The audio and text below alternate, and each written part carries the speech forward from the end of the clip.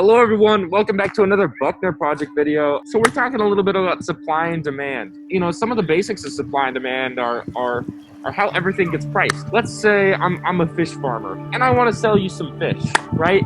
I have to make my price of the fish what you guys are willing to make. So demand is basically like how much people want something, how much the market is for it.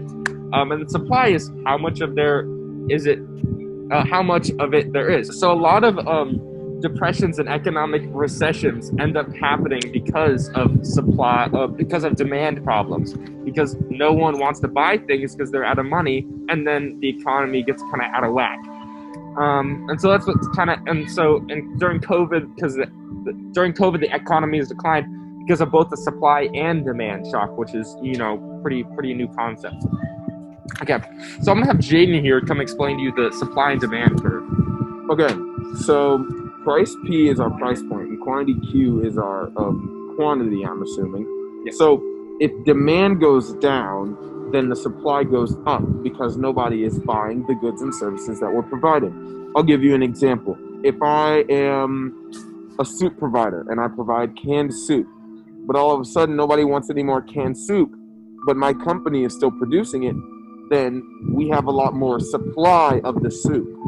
Now, say for some reason, a lot of people want soup, the demand for soup goes up because more people want it.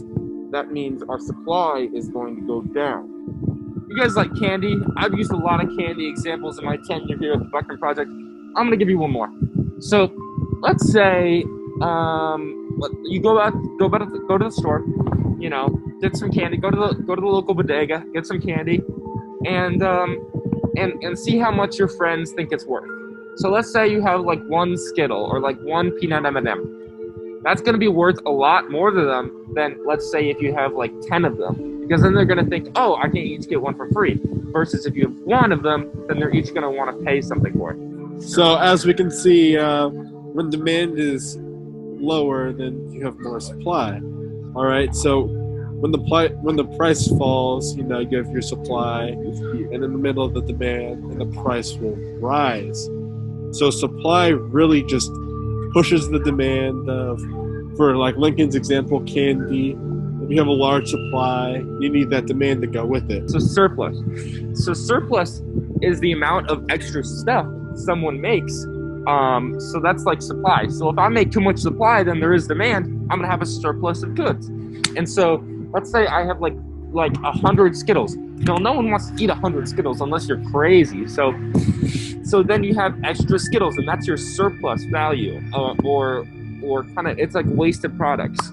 And then this equilibrium is where you meet this middle between supply and demand, and that's where most businesses want to be. And then market price is what the demand thinks is the right price to pay for a certain good or service. I know that was a little bit shorter, but you know, that's what we got. We're gonna make another episode on price coming in here a bit. Thank you so much for supporting the Buckner Project. Peace from the long timers. Adios.